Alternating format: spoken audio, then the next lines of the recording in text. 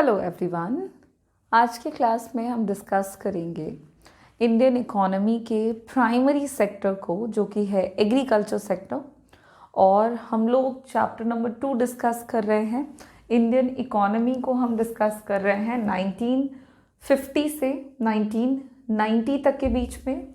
Last class में हम लोगों ने 5 ईयर प्लान्स इन इंडिया को डिस्कस किया था डिटेल में, और अब हम लोग उन्हीं प्लानिंग को इवैल्यूएट करने वाले हैं।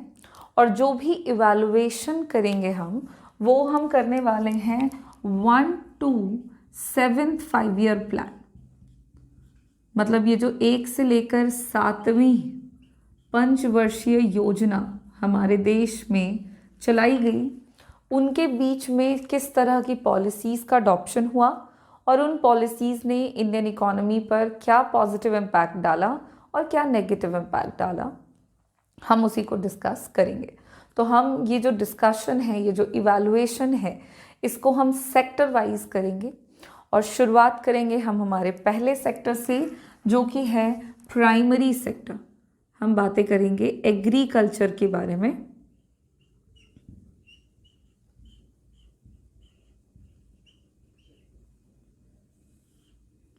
कि एग्रीकल्चर सेक्टर में किस तरह का चेंज आया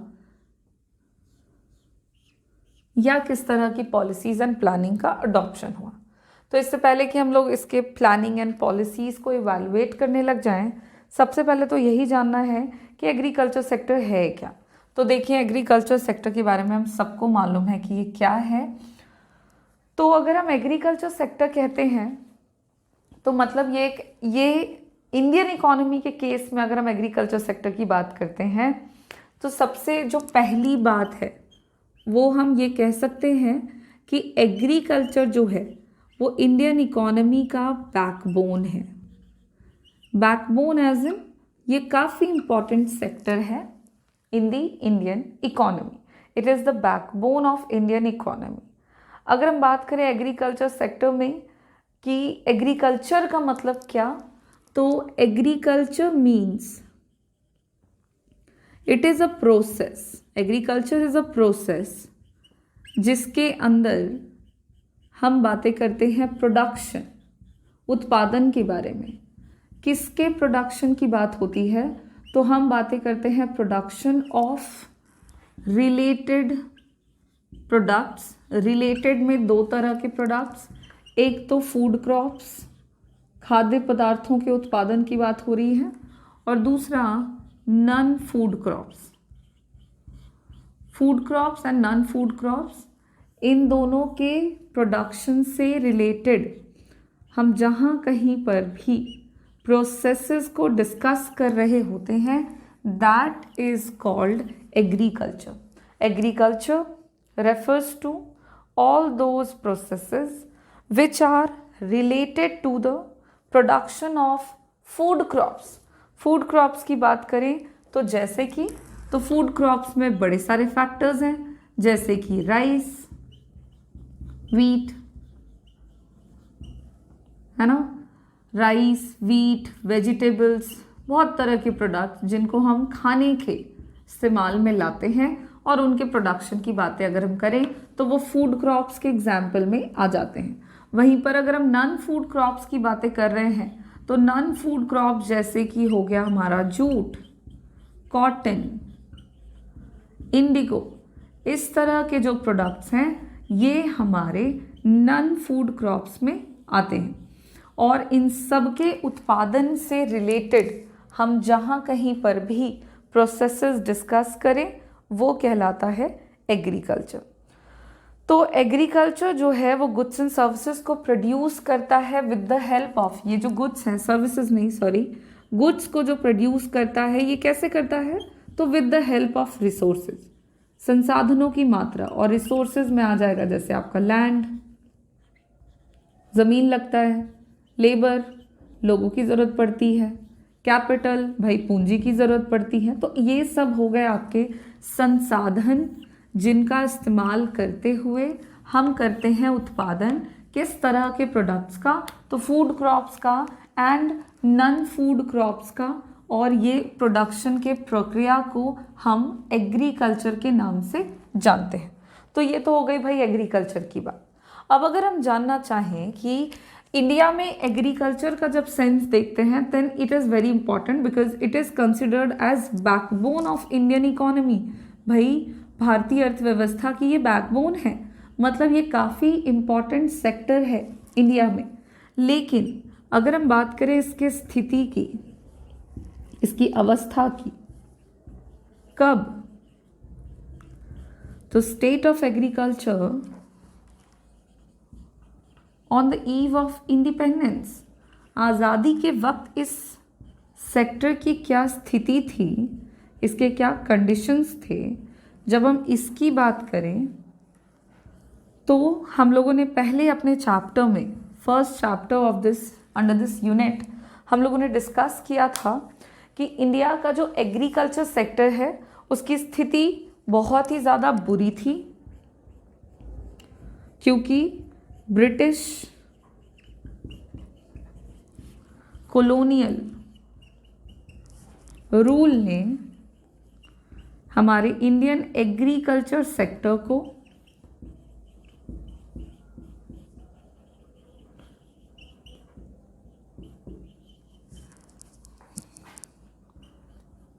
काफ़ी ज़्यादा एक्सप्लॉइट किया था। एक्सप्लॉयटेशन में जब हम एग्रीकल्चर सेक्टर की बातें करते हैं then it includes each and every factor of the agriculture sector. चाहे लैंड हो तो लैंड का भी एक्सप्लॉयटेशन हुआ, लेबरर्स हों तो लेबरर्स का भी एक्सप्लॉयटेशन किया गया है, साथ ही साथ कैपिटल का एक्सप्लॉयटेशन तो किया ही गया।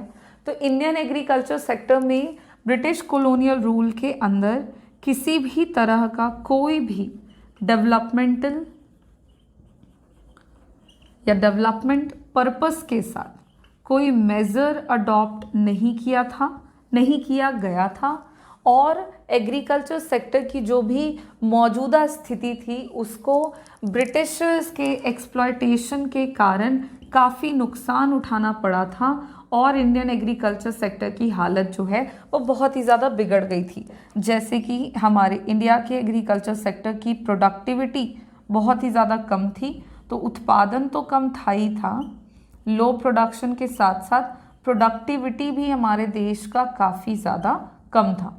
तो ये पहला फीचर था उस समय का। साथ ही साथ वहाँ पे हमारे लॉस काफ़ी हो जाता था फार्मर्स को due to huge cost involve, मतलब खर्च इतना ज़्यादा होता था एग्रीकल्चरल एक्टिविटीज़ में, जिसकी वजह से हमारे इंडियन एग्रीकल्चर सेक्टर में जो लॉस है, जो घाटा है, वो फार्मर्स को काफ़ी ज़्यादा मात्रा में सहना पड़ता था। वहीं पर हम और भी पॉइंट्स की बात करें तो जो ज़मीनें थी हमारे कृषि क्षेत्र की वो टुकड़ों में बट गई थी, अलग अलग लोगों को दे दी गई थी, और जामींदारी प्रथा का काफ़ी राज था। ये भी एक बड़ा डिमेरिट है कि एग्रीकल्चर सेक्टर में जामींदारी प्रथा के साथ साथ जागीरदारी प्रथा की भी काफ़ी चलन था, और ये सारे सिस्टम की वजह से हमारा जो इंडियन एग्रीकल्चर सेक्टर है उस पर काफ़ी इन्वर्स और काफ़ी नेगेटिव इम्पैक्ट पड़ा। अब क्योंकि सिर्फ इतने ही नहीं, इसके अंदर और भी कई तरह की समस्याएं थी जिसको हम लोगों ने अपने पहले चैप्टर में डिटेल में डिस्कस किया है, तो यहाँ पे उसको ईच एंड एवरी पॉइंट हम रिपीट नहीं करेंगे, बस थोड़ा सा याद रख करेंगे कि हमारे इंडियन एग्रीकल्चर सेक्टर की स्थिति बहुत ही ज़्यादा बुरी थी on the eve of independence, आज़ादी के वक्त।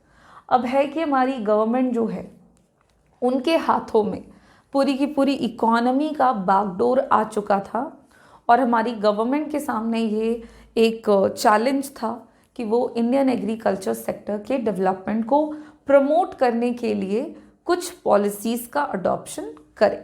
और इन्हीं सारी बातों को, इन्हीं समस्याओं को ध्यान में रखते हुए हमारी गवर्नमेंट ने 1 to 7 5-year प्लान के अंदर कई सारी पॉलिसीज़ को अलग अलग टाइम पीरियड में for the development of agriculture sector adopt किया। अब हम बातें करेंगे उन्हीं पॉलिसीज़ के बारे में या उन्हीं प्लानिंग के बारे में कि किस तरह की पॉलिसीज़ एंड प्लानिंग इंडिया में की गई for the development of agriculture sector by the Indian government in the 5-year plans. तो जितनी भी पॉलिसीज़ एंड प्लानिंग्स इंडिया में अडॉप्ट की गई अलग अलग टाइम पीरियड में, हम उन सारे पॉलिसीज़ एंड प्लानिंग को कैटेगराइज करते हुए डिस्कस करेंगे। कुछ कैटेगरी में हम उनको डिवाइड कर देते हैं और फिर हम लोग उन सारी पॉलिसीज़ को एक साथ कंप्लीट डिस्कशन के अंदर डिटेल में समझेंगे।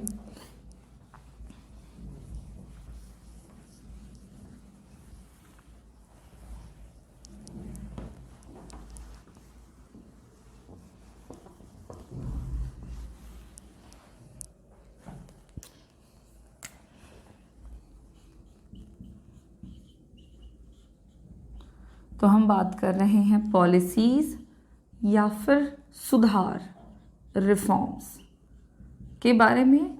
कहाँ पे? तो इंडिया के एग्रीकल्चर सेक्टर के बारे में, कि इंडिया के एग्रीकल्चर सेक्टर में किस तरह की पॉलिसीज़ या रिफॉर्म किए गए। तो जितनी भी पॉलिसीज़ हमारे इंडियन इकोनॉमी में अडॉप्ट करी गई फॉर द डेवलपमेंट और for the betterment of agriculture sector, हम उन सारी पॉलिसीज़ को सिंपली कैटेगराइज कर सकते हैं 3 ग्रुप्स में या 3 पार्ट्स में हम उनको कैटेगराइज कर सकते हैं। और कैटेगराइज करते हुए हम उन सारी पॉलिसीज़ को 1 बाय 1 करके डिस्कस करते हैं।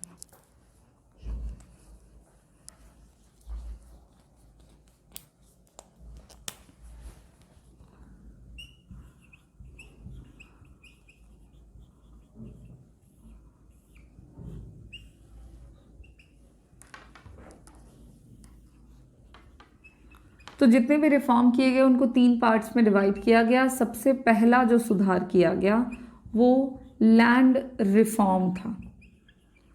लैंड रिफॉर्म किया गया, भूमि सुधार, जिसको इंस्टीट्यूशनल रिफॉर्म के नाम से भी जाना जाता है।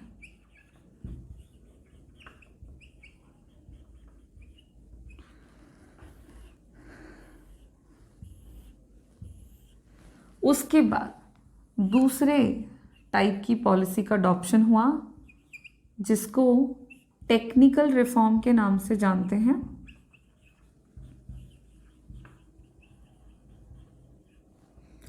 जिसे हम ग्रीन रेवोल्यूशन के नाम से जानेंगे, हरित क्रांति। ये दूसरे तरह की पॉलिसी और सुधार लाई गई इंडिया के एग्रीकल्चर सेक्टर में, जिसको हम टेक्निकल रिफॉर्म के नाम से जानेंगे। और तीसरे तरह का जो सुधार किया गया, जिसमें अदर रिफॉर्म्स पर ध्यान दिया गया, मतलब apart from the land reforms and technical reform, country में अदर रिफॉर्म्स किए गए, जिनको हम जनरल रिफॉर्म के नाम से भी जानेंगे। और इस तरह से एग्रीकल्चर सेक्टर के डेवलपमेंट के लिए 3 कैटेगरीज में पॉलिसीज़ का अडॉप्शन इंडियन इकोनॉमी में किया गया। अब चूँकि 3 तरह की पॉलिसीज़ अडॉप्ट कर ली गई थी, तो हम 1 बाय 1 करके हर एक पॉलिसी के बारे में जानते हैं। कि सबसे पहले शुरुआत करेंगे हम अपने लैंड रिफॉर्म से, कि ये है क्या। तो नाम से पता लग रहा है भूमि सुधार, लैंड रिफॉर्म। तो लैंड रिफॉर्म के अंदर जो सबसे पहला, या यूँ कहें कि लैंड रिफॉर्म का मतलब क्या है, तो इसमें रिफॉर्म्स किए गए, सुधार किया गया किस सेक्टर में, तो in the ownership of land holdings, ज़मीनों के मालिकाना हक के साथ जो ओनरशिप था, मतलब ज़मीनों का जो ओनरशिप था उसको चेंज कर दिया गया। Under the land reform it refers to the change in the ownership of land holdings. इसमें जो भी सुधार किए गए ना, उसमें लैंड होल्डिंग्स के ओनरशिप को बदल दिया गया। पहले जिनकी ज़मीनें हुआ करती थी उनको उनकी ज़मीनें ज़मींदारों से और कहें जागीरदारों से ले करके वापस दे दिया गया। इसके अंदर लैंड रिफॉर्म के अंदर चूँकि लैंड होल्डिंग्स से संबंधित, ओनरशिप से संबंधित चेंजेस किए गए, तो इसमें गवर्नमेंट ने 2 स्टेप फॉलो किया मेन, ताकि ओनरशिप को चेंज किया जा सके। सबसे पहला उन्होंने एबोलिशन कर दिया, एबोलिशन ऑफ इंटरमीडियरीज।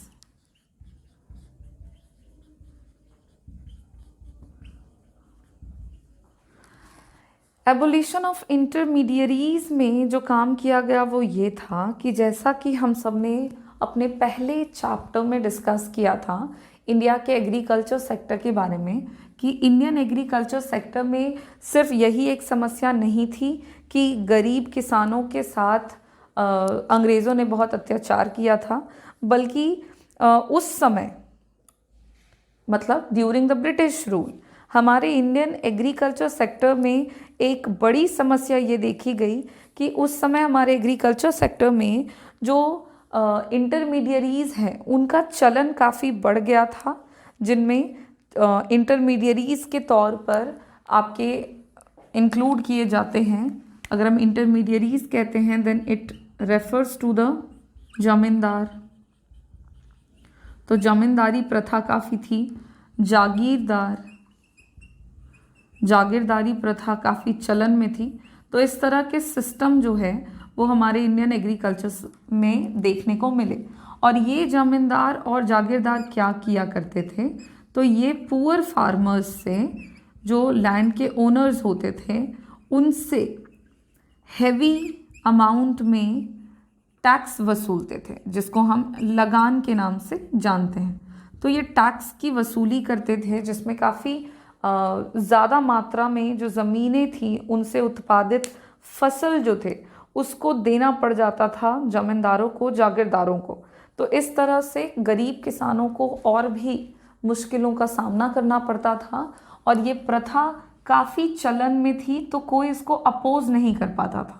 और इस तरह से हमारे इंडियन एग्रीकल्चर सेक्टर को काफ़ी अलग अलग तरह की समस्याएं, जिनमें गरीबी थी, भूखमरी थी, लोन में, कर्ज में दबे रहते थे हमारे गरीब किसान, इस तरह की समस्याएं उनको फेस करनी पड़ती थी।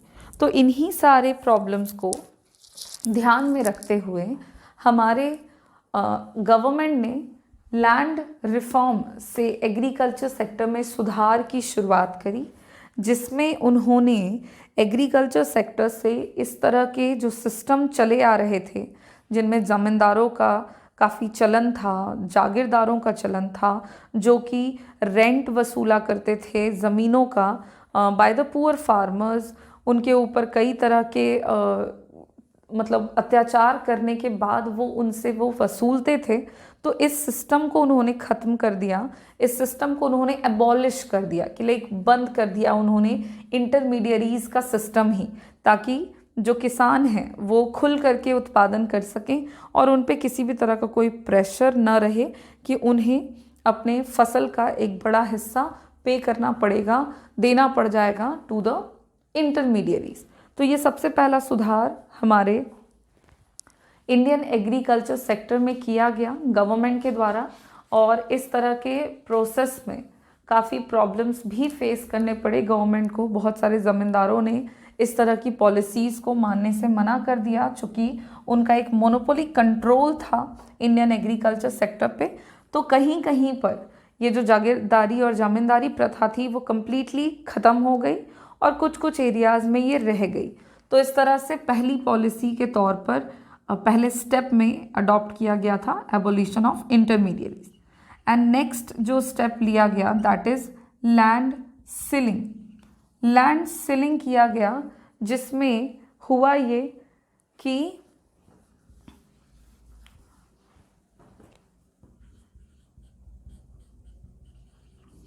सेकेंड जो इम्पॉर्टेंट स्टेप लिया गया उसमें लैंड सीलिंग के स्टेप को फॉलो किया गवर्नमेंट ने। लैंड सीलिंग के अंदर हुआ ये कि गवर्नमेंट ने एग्रीकल्चर सेक्टर में इक्वालिटी को मेंटेन करने की कोशिश करी, जिसमें वो करते ये थे कि maximum size of the land को उन्होंने फिक्स कर दिया था, और इस लिमिट से ज़्यादा ज़मीनें जो हैं वो किसी भी एक इंडिविजुअल के पास नहीं हुआ करती थी, और जिसके पास भी मैक्सिमम साइज से ज़्यादा ज़मीनें हुआ करती थी उन ज़मीनों को दे दिया जाता था to the other person, to the poor people of the agriculture sector, या कहें poor people of the society.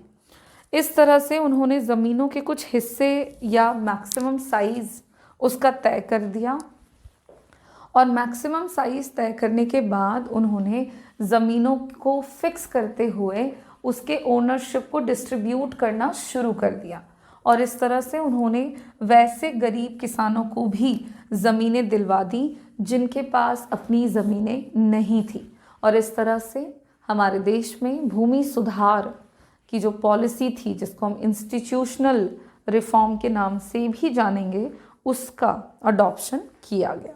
और इस तरह से 2 इम्पॉर्टेंट स्टेप में हमारे कंट्री में लैंड रिफॉर्म कर लिया गया इन द एग्रीकल्चर सेक्टर। अच्छा, इसमें भी कई तरह की समस्याओं का सामना करना पड़ा, बावजूद इसके इस तरह की पॉलिसीज़ को इम्प्लीमेंट किया गया। फिर बारी आती है हमारे दूसरे टाइप ऑफ रिफॉर्म की, जो कि है टेक्निकल रिफॉर्म, जिसमें हम ग्रीन रेवोल्यूशन डिस्कस करेंगे। ये ग्रीन रेवोल्यूशन की जो पॉलिसी थी, ये एक ऐसी प्रोसेस या ऐसा पॉलिसी था जिसमें यूज़ किया जा रहा था अच्छी क्वालिटी के seeds, HYV seeds, fertilizers, pesticides, insecticides, better technique that includes irrigational facilities, सिंचाई की सुविधाएं,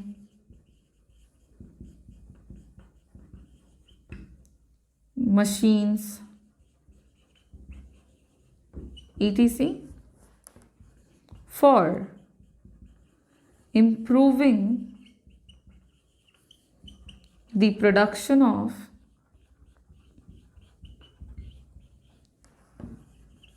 wheat and rice। ये हो गया हमारा ग्रीन रेवोल्यूशन। टेक्निकल रिफॉर्म के अंदर एग्रीकल्चर सेक्टर में टेक्नोलॉजी से रिलेटेड सर्टेन चेंजेस कर दिए गए, सुधार किया गया। पुराने जो एग्रीकल्चर सेक्टर के तरीके थे, जो एग्रीकल्चरल एक्टिविटीज़ के तरीके थे, वो काफ़ी आउटडेटेड थे, जिसकी वजह से हमारे एग्रीकल्चर सेक्टर में ना ही प्रोडक्शन बढ़ रहा था और ना ही प्रोडक्टिविटी बढ़ रही थी। उन सबको ध्यान में रखते हुए गवर्नमेंट ने सबसे पहले तो लैंड रिफॉर्म कर दिया, भूमि सुधार किया।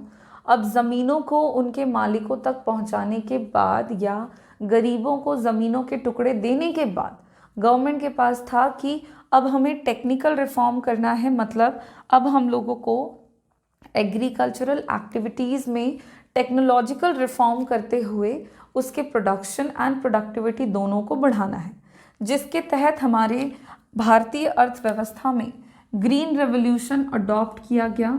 1965 में ग्रीन रेवोल्यूशन का अडॉप्शन हुआ। साथ ही साथ इस ग्रीन रेवोल्यूशन को भारतीय अर्थव्यवस्था में MS स्वामीनाथन के द्वारा इंट्रोड्यूस किया गया। और इस प्रोसेस में हुआ ये कि HYV सीड्स के यूज़ के साथ साथ fertilizers, chemical fertilizers, pesticides, insecticides, better technique में जिसमें इरिगेशनल फैसिलिटीज़ थी, मशीनों का प्रयोग किया गया और इस तरह के प्रोडक्ट का इस्तेमाल किया गया ताकि इम्प्रूव किया जा सके प्रोडक्शन किसका, तो वीट का और राइस का। जो इंडिया में ग्रीन रेवोल्यूशन आया उसमें फर्स्ट फेज़ में ग्रीन रेवोल्यूशन के अंदर वीट और राइस के प्रोडक्शन को इम्प्रूव करने के लिए कई तरह की पॉलिसीज़ एंड प्लानिंग अडॉप्ट करी गई। वीट एंड राइस के प्रोडक्शन को बढ़ाना ताकि हमारे देश में जो सेल्फ सफिशेंसी है वो अचीव हो सके, और ऐसा करने के लिए उन्नत किस्मों की बीजों के साथ साथ कई तरह के मशीनों का प्रयोग किया गया, और इस प्रक्रिया को हम ग्रीन रेवोल्यूशन के नाम से जानते हैं। अब इंडिया में जो ग्रीन रेवोल्यूशन आया उसके कई अचीवमेंट्स रहे, काफ़ी फ़ायदा पहुंचा है ग्रीन रेवोल्यूशन से इंडियन इकोनॉमी में। अगर हम उसके अचीवमेंट्स की बात करें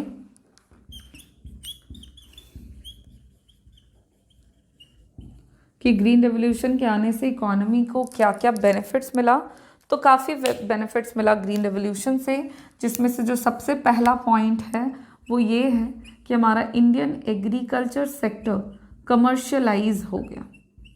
मतलब हमारा जो कृषि क्षेत्र है उसको अब हम लोग after the adoption of green revolution commercial purpose से यूज़ करना हमने शुरू कर दिया, और उससे हम लोगों ने पैसे कमाने शुरू किए। तो ये एक इम्पॉर्टेंट फ़ायदा हुआ जो कि ग्रीन रेवोल्यूशन का पड़ा। इसने प्रोडक्शन को इतना बढ़ा दिया जिससे इंडियन एग्रीकल्चर सेक्टर जो है वो कमर्शियल हो गया, कमर्शियलाइज पर्पस से यूज़ होने लगा। इसने प्रोडक्शन के साथ साथ एग्रीकल्चर सेक्टर की प्रोडक्टिविटी दोनों को इम्प्रूव कर दिया। सिर्फ इतना ही नहीं, ग्रीन रेवोल्यूशन के आने से एग्रीकल्चर सेक्टर में एम्प्लॉयमेंट जनरेशन हुआ, रोज़गार के अवसर उपलब्ध होने लग गए। इस तरह के फ़ायदे एग्रीकल्चर सेक्टर में देखने को मिला। उसके अलावा सेल्फ सफिशिएंसी, जो कि भारतीय सरकार की एक मुख्य प्राथमिकता रही, जिसमें सेल्फ सफिशिएंसी अचीव करना चाहते थे गवर्नमेंट।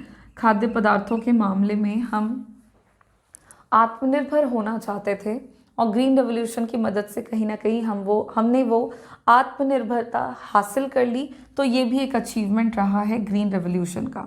और ग्रीन रेवोल्यूशन से इंडस्ट्रियल सेक्टर का भी डेवलपमेंट प्रमोट हुआ है।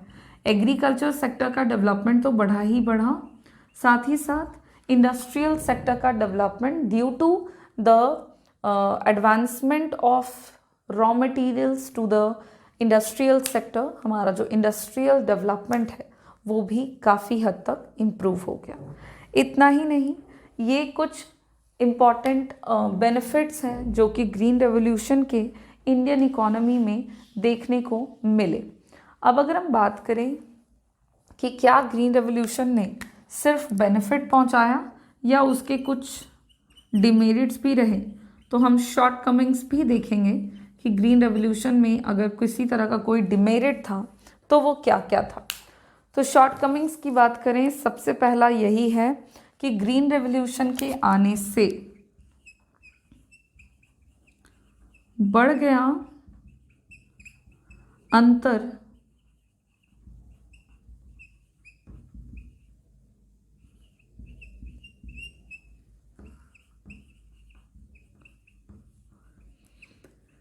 पुअर एंड रिच फार्मर्स, अमीर और गरीब किसानों के बीच का जो अंतर है वो ग्रीन रेवोल्यूशन के अडॉप्शन से बढ़ गया।